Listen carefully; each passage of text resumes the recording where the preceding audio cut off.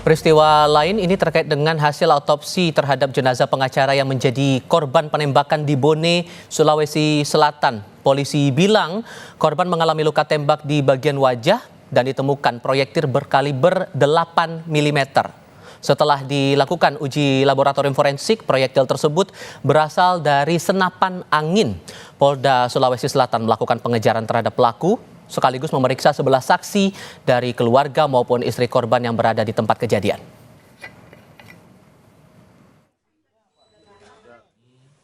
Luka tembak di bagian muka bawah mata kanan, terus kemudian peluru bersarang di tulang leher. Nah, setelah dikeluarkan, kemudian proyektil dibawa ke labor. Labor menyatakan bahwa itu adalah peluru senapan angin, bukan senjata api. Peluru tersebut kalibernya 8 mm. Sekarang masih dalam proses penyidikan dan pengejaran dari pelaku ini. Perhimpunan Advokat Indonesia atau Peradi Makassar mendatangi Kapolda Sulawesi Selatan dan meminta kasus penembakan terhadap pengacara di Bone segera diusut.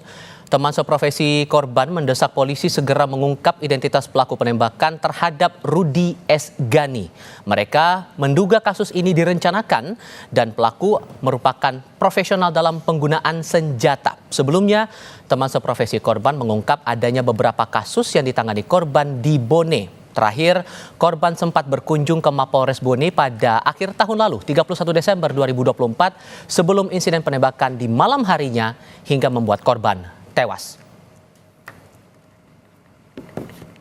Ini adalah menggunakan senjata, apakah itu modelnya senjata apa yang jelas, dan orang yang melakukan ini tidak diketahui sampai sekarang, berarti kan orang ini tidak sembarangan, ya.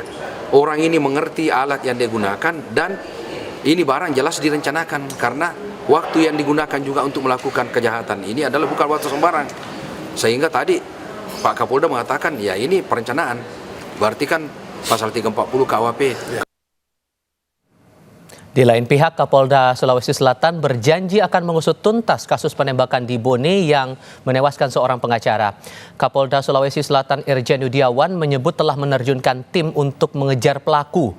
Polisi pun masih memeriksa proyektil dari timah yang ditemukan di tempat kejadian. Dan motif penembakan masih diselidiki dengan memeriksa beberapa saksi di tempat kejadian perkara. Yang bersangkutan karena ditembak, langsung kita laksanakan otopsi dan sudah diketemukan proyektilnya dan sekarang lagi diproses pemeriksaan di lapor.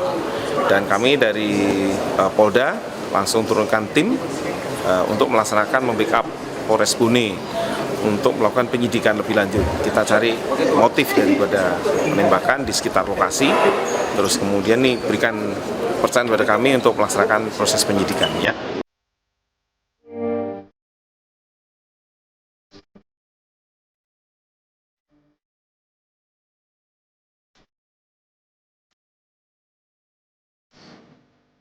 Ya mohon diusut dengan tuntas mudah-mudahan secepatnya. Duka Mariam, istri Rudi S. Gani tak tertahankan saat mengantarkan jenazah suaminya ke tempat peristirahatan terakhir di pemakaman umum Galung Boko, Kabupaten Pangkep, Sulawesi Selatan.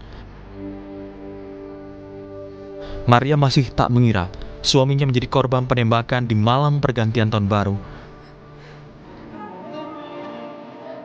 Mariam bahkan sempat mengira suaminya terkena serangan jantung dan meninggal karena kepalanya terbentur.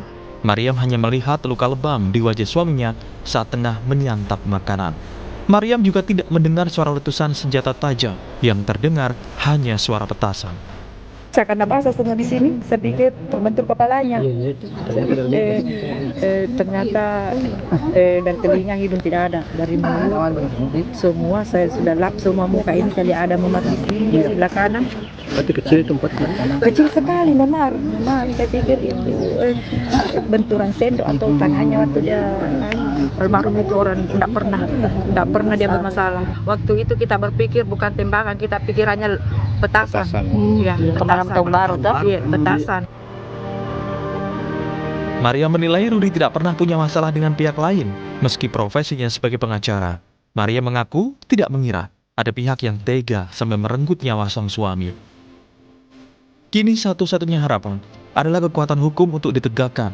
Maria berharap polisi bisa mengungkap dalam penembakan sang suami dan mendapatkan keadilan. Tim Liputan, Kompas TV.